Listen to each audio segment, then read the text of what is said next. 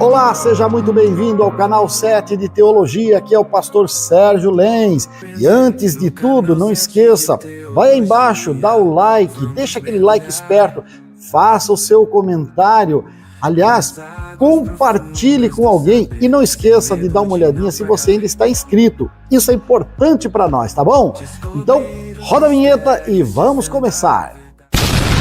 Nessa jornada rumo à evolução, 7 de teologia, nosso coração em devoção, em devoção.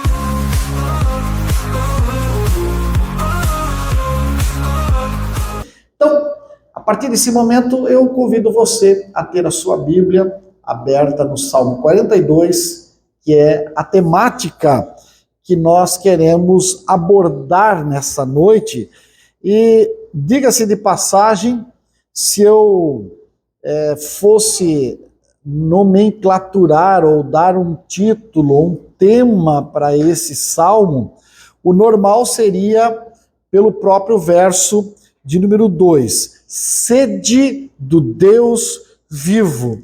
Mas permita-me dar uma outra proposta e você vai entender ao decorrer da preleção que numa outra proposta poderíamos colocar o guia de sobrevivência para o homem moderno. Você vai entender por que este salmo é um guia de sobrevivência para o homem, quando eu digo homem, é o ser humano dos nossos dias, ok? Então, quando nós começamos o Salmo 42, que é um salmo, aliás, bastante curto, mas um dos salmos dos filhos de Coré, ele começa com os versos 1 e 2. Como suspira a corça pelas correntes das águas, assim por ti, ó Deus, suspira a minha alma. A minha alma tem sede de Deus, do Deus vivo. Quando irei e me verei perante a face de Deus? Olha, aqui nesses primeiros 2 versos, a proposta do salmista aqui é trazer uma resposta para o anseio do homem do mundo moderno. E quando nós olhamos para esse primeiro verso, como suspira a corça, ou a corça, como você queira nomenclaturar aqui, ele tem aqui a metáfora de um animal que corre muito e por conta da sua corrida rápida, e se ele não for assim, ele é presa para um sem número de predadores. Ele precisa correr muito, o seu metabolismo depende de gastar e gerar muita energia e, naturalmente, ele vai ter problemas sérios com a sede. Ele precisa de água, de muita água, beber o tempo inteiro. E é um animal que é muito irrequieto, a água para ele é também um momento de armadilha, porque quando ele baixa a cabeça para beber, há sempre um predador à espreita. Mas o que nós destacamos nesses primeiros 2 versos é que aqui está um animal que é desesperado. Ele está simplesmente desesperado de sede, ele precisa de água. E ele não pode se distrair, ele não pode correr para o lado errado, porque se ele for para o lado errado, para onde não tem a água, quando o seu corpo chegar no arrefecimento máximo, ele perde a força para correr. E quando nós olhamos para esta realidade para nós, no mundo em que nós vivemos, nós também acabamos tendo sede, e vamos completar, temos sede, temos fome de uma porção de coisas. Corremos muito, batalhamos muito. Nós, nos dias de semana, terças, quintas, que são os nossos dias oficiais de culto, não conseguimos ter na igreja, nos templos, a mesma frequência de um domingo, que é quando a maioria não trabalha. Por quê? Porque a maioria, ao longo da semana, corre muito, trabalha muito, estuda muito, está sedento. E se ele não souber correr para o lado certo, a sua sede não vai ser mitigada. E qual é o lado certo, pastor? O lado certo é correr para o lado de Jesus. Mesmo que você não tenha a possibilidade de estar num templo, mesmo que você não tenha condições de se reunir com a congregação para junto adorar a Deus, mas uma hora você vai chegar em casa. E mesmo que você chegando em casa e a casa esteja, como diz a irmã Eliane, que é aquilo, né? Vai chegar a hora em que você precisa parar tudo e ir até a fonte das águas vivas. A presença dele vai te ajudar, vai nos ajudar a matar a nossa sede, a diminuir o nosso cansaço, a nossa fadiga e nos ajudar a fazer com que a nossa carreira continue.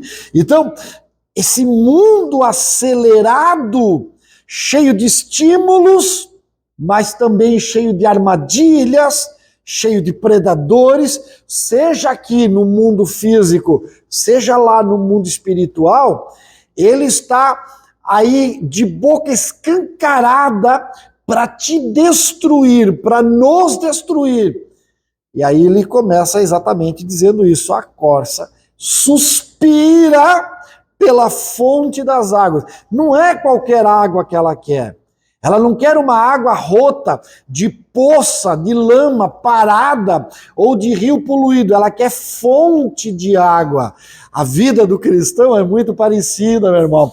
Você não quer um livrinho de autoajuda, você não quer um pregadorzinho de autoajuda, você não quer um tapinha nas costas. Você e eu queremos a fonte, que é o Deus vivo.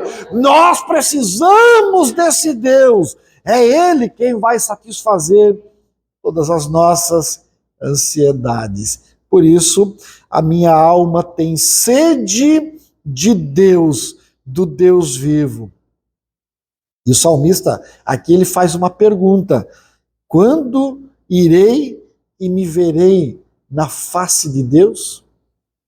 Porque se você não se cuidar, se você não se atentar, você tem tempo para tudo nessa vida, menos para aquilo que é essencial.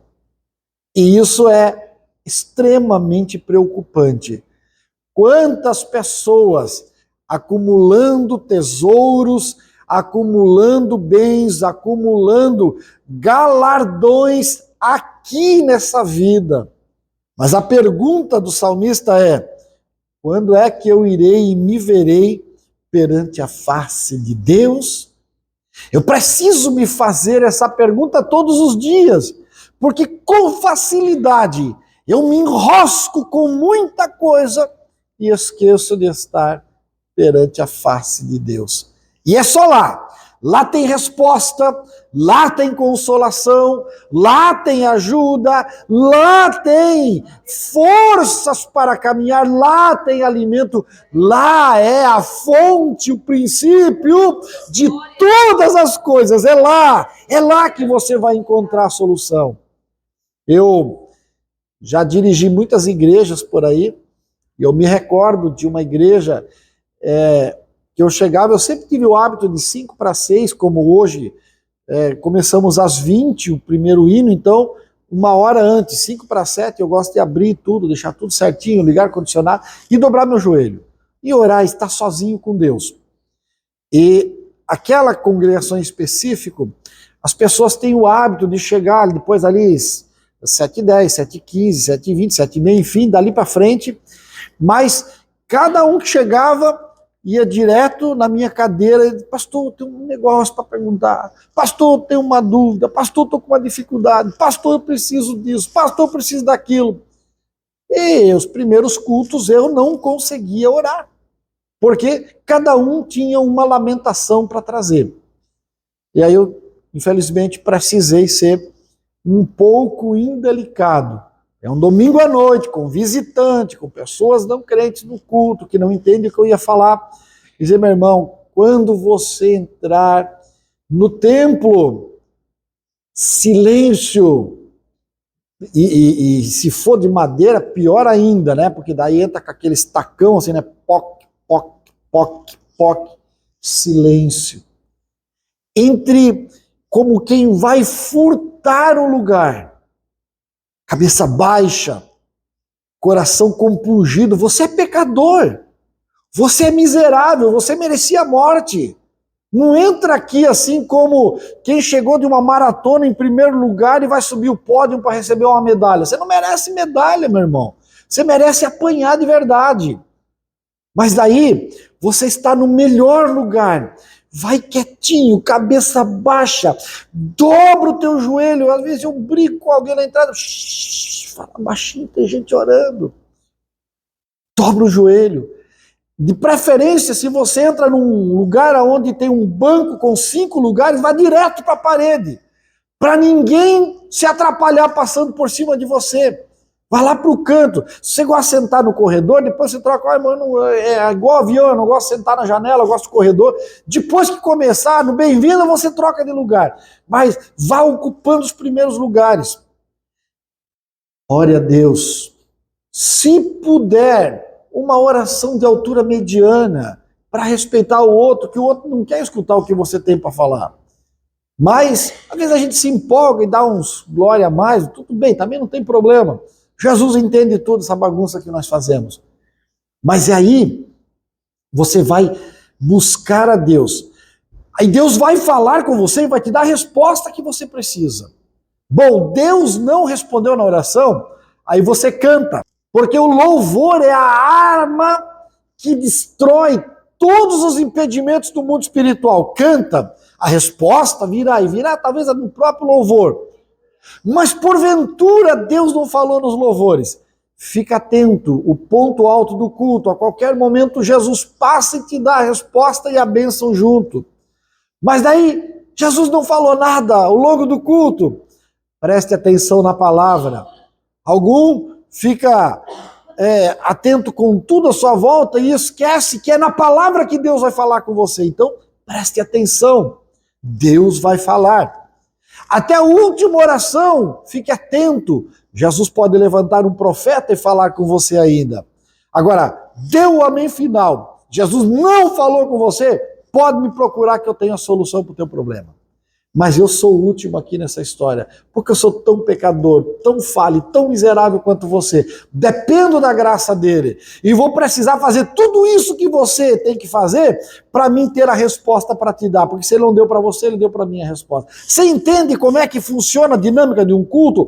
É isso que o salmista estava dizendo. Quando que eu irei e me verei face a face com Deus? Porque é lá que eu tenho a resposta para os meus problemas. Mas daí, verso 3, ele escreve: as minhas lágrimas têm sido o meu alimento, dia e noite. Quanto me dizem continuamente, teu Deus, onde está? Lembro-me destas coisas, e dentro de mim derrama a alma, de como eu passava, eu com a multidão de povo e os guiava em procissão à casa de Deus, entre gritos de alegria e louvor, multidão em festa. Olha aí, minhas lágrimas têm sido o meu alimento de dia e de noite. O salmista descreve aqui a expressão de uma dor na alma que é intensa. Poderíamos, inclusive, dizer que ele está numa condição de isolamento social que beira, que raia a depressão, o mal do nosso século, que não é uma coisa nova, mas já tinha lá também. E ele nos mostra, por isso eu disse que é o guia de sobrevivência do homem moderno, que apesar de todos nós termos das nossas mãos, até as crianças, um aparelho de telefone, que telefone é a última coisa que ele faz hoje, né?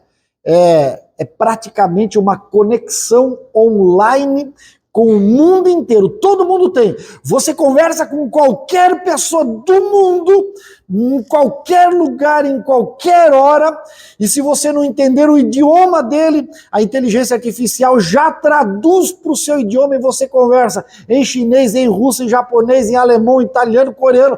Não importa, hoje não há barreira. Nós estamos conectados com o mundo. Apesar de sermos a geração mais tecnológica, mais conectada, somos a geração mais isolada.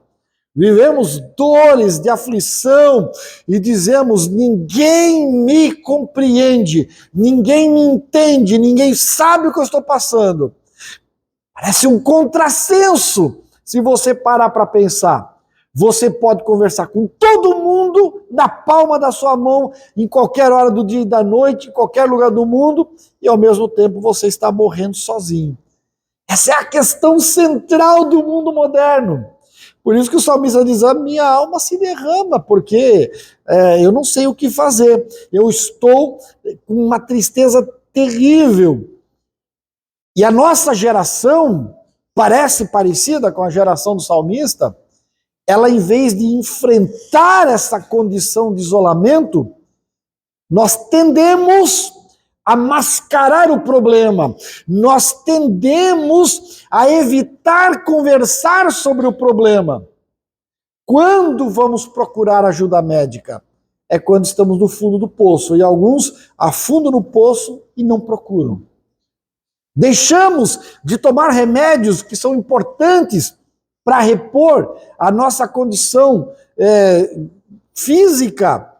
Deixamos de tomar vitaminas, deixamos de repor tanta coisa que nos falta por conta da má alimentação. Médicos descobriram agora, semana passada, micro pedaços de plástico que nós ingerimos de tanta alimentação aquecida em micro-ondas, em Tupperware, carregada dentro de sacola plástica, micro pedaços de plástico depositados, alojados nas artérias, dentro do nosso cérebro. Você sabe o que isso significa? Significa que nós somos a geração doente. E a geração seguinte, porque nós, que eu digo, eu aqui na casa dos meus quase 60, já estamos indo para o beleléu. Nós ainda vivemos uma época saudável. Mas a gurizada nova, de 9, 10, 12 anos, essa gurizada vão crescer doente, porque não pisa o pé no chão, porque nunca tomaram um banho de rio, porque não come uma fruta colhida no pé, porque não sabe o que é comer uma verdura, uma fibra, um legume que presta, é tudo enlatado, é tudo fast food. E é uma geração isolada, uma geração doente. É uma geração que não vai saber se tratar, não sabe o que fazer. Tem um médico na palma da mão e mesmo assim não tem respostas para o seu problema. E é por isso que ele diz: as minhas lágrimas têm sido o meu alimento de dia e de noite. Em vez de se alimentar da presença de Deus, em vez de se alimentar com alimentos que vão nutrir o corpo e a alma, se alimenta de lágrimas. E se alimentar de lágrimas é viver numa condição deplorável, uma condição que não tem resposta, que não tem solução, que não tem saída. E aí você sabe onde é que termina todas essas questões, né? Mas ele continua, inclusive o verso 4 que nós já lemos, ele diz: lembro-me dessas coisas, dentro de mim se derrama a alma, e nos lembra a necessidade de uma comunidade espiritual. Infelizmente, nós temos alguns líderes, aqueles líderes cegos que conduzem outros cegos e todos os cegos vão cair dentro do buraco junto um dia, que dizem: não precisa ir para uma igreja, para um templo, congregar, participar de culto. Eu posso ser crente em casa. Pode, se você for doente, inválido, que não tem condições de se deslocar, não tem ninguém por você, você pode, não tenha dúvida. Numa condição de guerra, você está isolado lá no meio do nada, se sair de casa, toma um tiro. Pode, está num hospital, claro, pode. Mas a recomendação lá na escrita do Novo Testamento há quase 2000 anos era: e não deixando de nos congregar, como é costume de alguns. E por conta de fazer essas coisas, acabaram se desviando. O salmista aqui não. Ele lembra com saudosismo, né, o tempo da adoração em comunidade. E nós podemos dizer, pastor Assi, irmão Luiz, irmão Valdir ainda é mais novo, mas podemos, mais novo de fé, né, não de idade, por favor, me entenda, né? Nós podemos lembrar de uma época em que parece que você encostava no irmão do lado e dava faísca, não é isso, pastor? Dava faísca, porque um falava língua estranha lá, o outro já era batizado aqui, já dava um milagre aqui, já saía uma profecia lá, e o negócio era tenso mesmo, e era gostoso isso. Hoje, por inúmeras questões, que não vale a pena nós pararmos agora, porque o tempo hábil não nos permite, mas por inúmeras questões,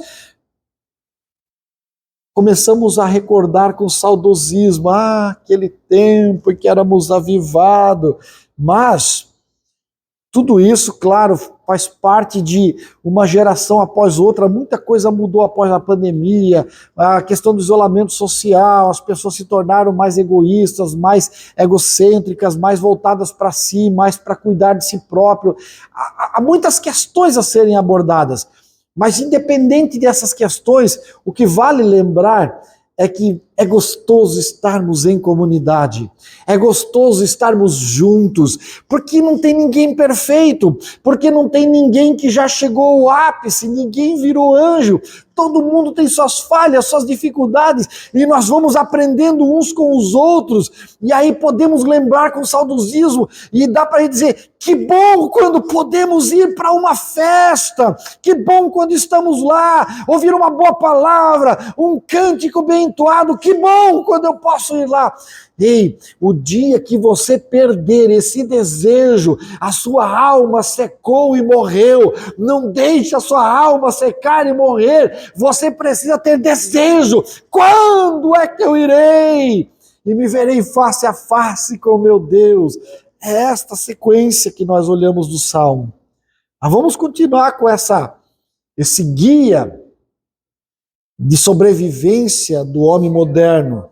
Verso 5 diz, por que estás abatida, ó minha alma? Por que te perturbas dentro de mim? Espera em Deus, pois ainda o louvarei.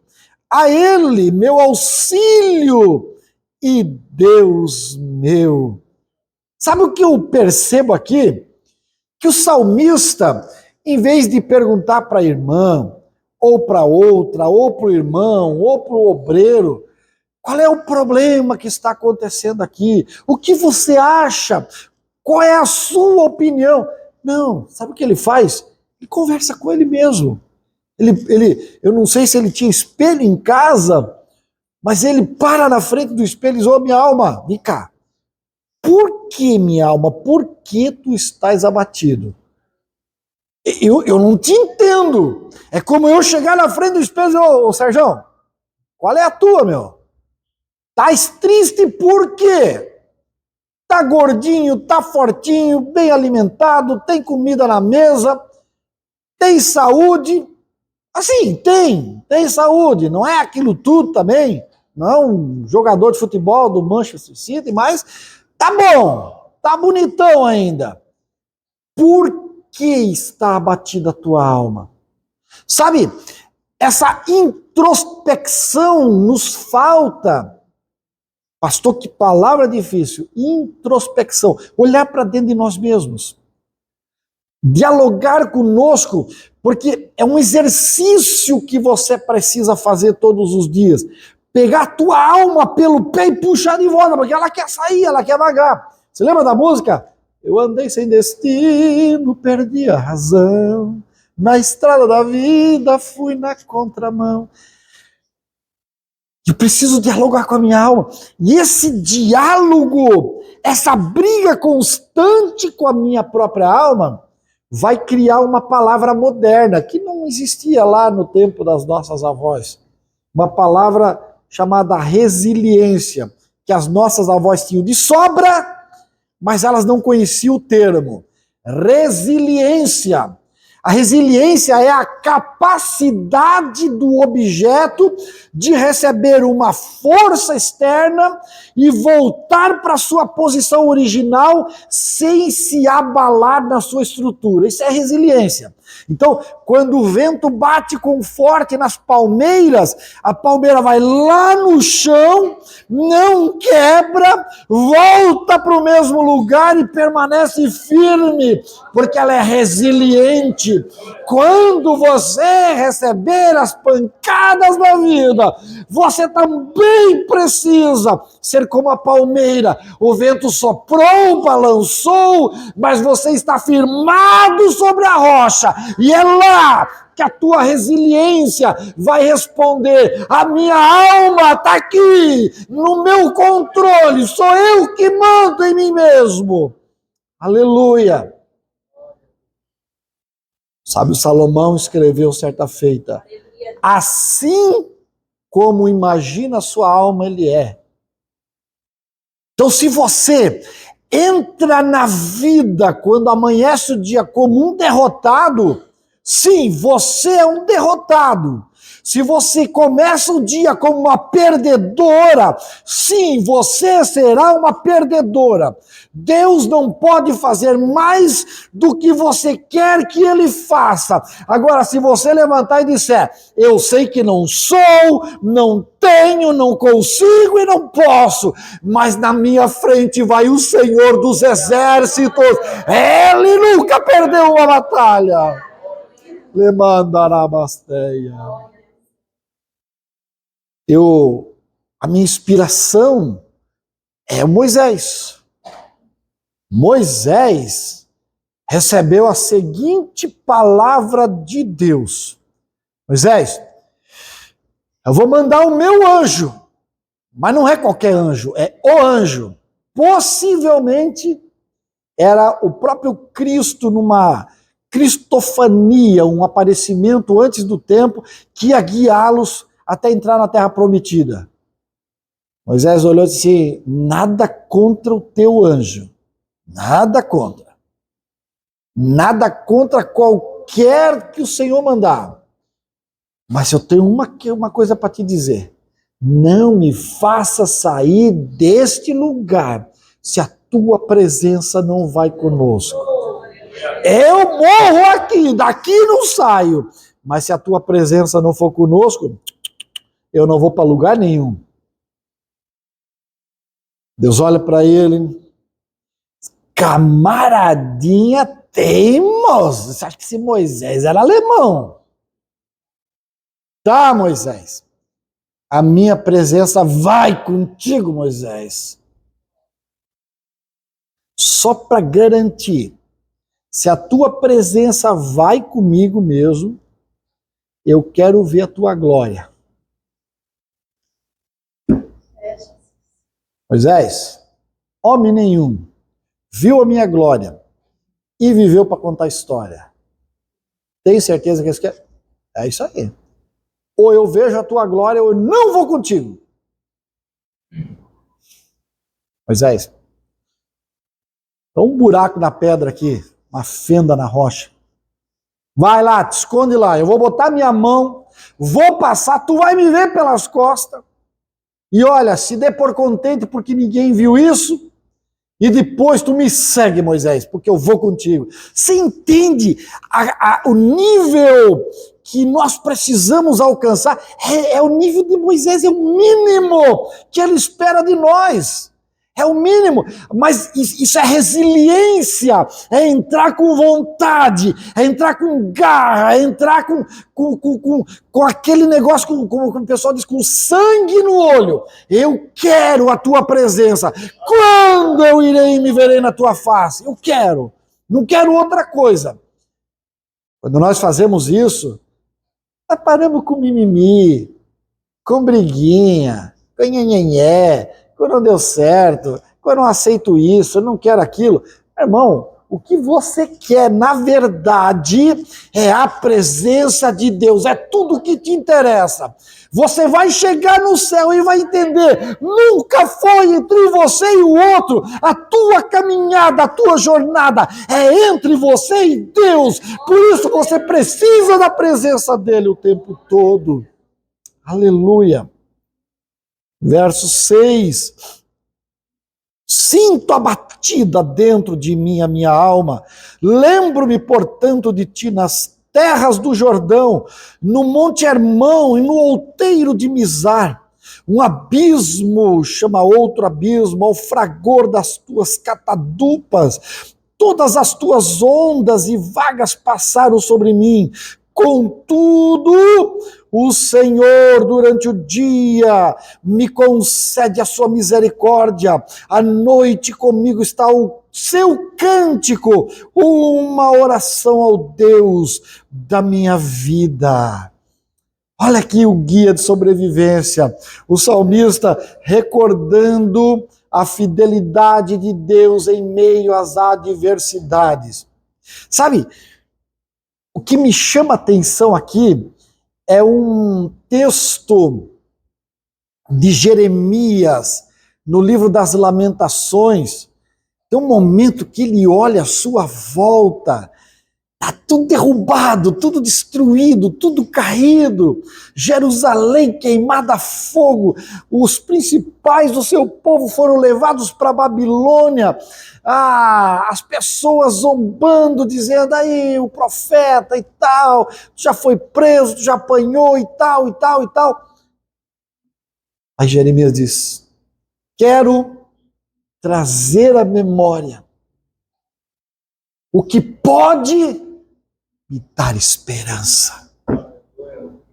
A sua memória, as suas recordações, as suas lembranças, os seus pensamentos, é para você lembrar as coisas ruins. Você já percebeu? Alguns aqui já sofreram um acidente. Valdir é um que sofreu um acidente terrível, automobilístico.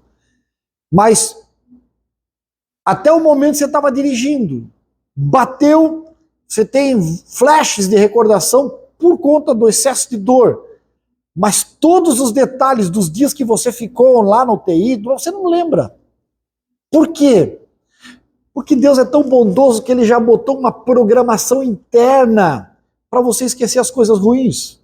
Fica lá um flash, uma recordaçãozinha, outra, até bom uma cicatriz para lembrar que a gente já passou pelo negócio ruim. Mas o que fica de verdade são os momentos de felicidade. Se você sentar com alguém que tem muitas experiências com Deus e ele pegar um violão e começar a entoar entre uma canção e outra, ele vai ter tanta coisa linda para falar de Jesus, tanta coisa boa, porque é lembrar da fidelidade de Deus em meio às adversidades. Você passa por dificuldades, todos nós passamos. Mas olha, no meio de tudo isso, sempre tem um tempero especial que é a presença de Deus. É Ele te conduzindo, é Ele te fazendo reacender a esperança, é Ele lembrando a você que Ele tem um caráter fiel e Ele jamais falhará com a sua palavra. Ele estará ali para te carregar se for preciso. Não te preocupa, a dor é terrível, sim, sabemos que é. Neste mundo tereis aflições, foi o próprio Cristo quem disse isso. Todavia, contudo, entretanto, mas porém, Ele está contigo e comigo todos os dias, até a consumação dos séculos. Versículo 9, digo a Deus, minha rocha, por que te olvidaste de mim? Por que hei de andar eu lamentando sob a opressão dos meus inimigos?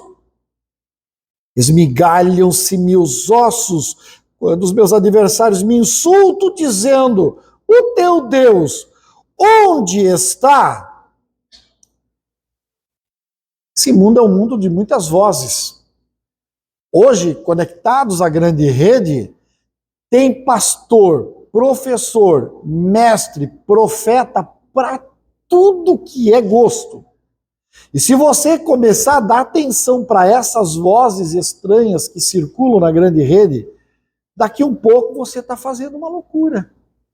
Você está entrando numa seita apocalíptica dessa, todo mundo tomando veneno junto, qualquer coisa que o valha, porque tem vozes de todos os tipos gritando. Onde é que eu preciso colocar a minha atenção? Porque tem vozes externas e tem vozes internas. Porque Satanás, ele é astuto. Ele não vai aparecer para você na cor vermelha, com chifre, rabo, com cara e pé de bode, coisa que o vale, para te assustar no meio da noite. Não, não. Esse Satanás aí, ele é pintura medieval da época que se queria botar medo nas criancinhas que gostavam de ficar até a noite comendo no pomar do vizinho. O Satanás da Bíblia, ele se transfigura como anjo de luz para enganar os escolhidos. E ele tenta se passar pelo Espírito Santo Consolador. Ele vai chegar sempre perto de você, num momento de distração. Vai soprar na tua alma e no teu ouvido um conselho de um amigo da onça, dizendo, tá vendo, ninguém gosta de você naquele lugar. Vai embora, meu filho, vai jogar carreira solo. Como quem dizendo, eu já fiz isso lá na eternidade passada e hoje eu me tornei o líder, do mestre dos magos, daqueles que fazem as coisas erradas. Então, são vozes internas e externas querendo te tirar do caminho. Mas o salmista diz, olha, eu vou perguntar, Deus, onde tu estás no meio disso? Eu tenho uma fala que eu ouvi de um grande conselheiro, o pastor Júlio Mafra, que congrega lá em Camboriú, um grande conselheiro, um grande amigo, e ele dizia assim, irmão Sérgio, no meio dessa bagunça generalizada que se chama administração dos homens, tem um Deus que brada mais alto. Ele ainda tem uma resposta, e a resposta certa vem dos lábios do Senhor. Se você ficar lá, esperando por ele, ela vem. E ele termina o verso 11, fazendo perguntas. Por que estás abatida, ó minha alma? Por que te perturbas dentro de mim? Espera em Deus, pois ainda o louvarei. A ele, meu auxílio e Deus meu. Sabe o que o salmista está lembrando a nós? Põe a tua esperança nele, porque apesar de todo conflito interno, externo, ele reafirma aqui para nós que a única esperança que vale a pena o investimento das nossas vidas é a esperança e a confiança no Deus que no tempo certo vai nos trazer a restauração. Hoje ainda não é o tempo certo, não tem problema. Mas espera nele, porque você ainda vai encontrar a postura da esperança, é o antídoto contra a ansiedade e o desespero do mundo moderno. Eu disse aqui no começo, este salmo, ele é o guia para a sobrevivência do homem moderno. A resposta para mim, para você, para cada um de nós, não está no conhecimento da rede. Você sabe que há uma diferença entre conhecimento e sabedoria, né? Parece ser a mesma coisa, mas conhecimento é sabermos que tomate é, na verdade, um fruto. O tomate é um fruto. Sabedoria é não colocar o tomate na salada de fruta, que vai dar ruim. É a diferença. Há muito conhecimento nesse mundo, mas sabedoria, a verdadeira, a pura, a que vem do alto, esta não são muitos que têm, mas eu louvo a Deus, porque os povo que vai morar no céu, os servos e as servas de Deus, os salvos por Cristo Jesus desse mundo de horror, estes têm a verdadeira sabedoria, a sabedoria que vem do alto, que nos leva a confiar e entregar o nosso caminho ao Senhor. E entregando o caminho ao Senhor, Ele sabe o que fazer das nossas vidas. Meus irmãos, continue confiando no Senhor, porque Ele ainda é o maior, o melhor e o mais fiel companheiro. Forte abraço, até a próxima terça.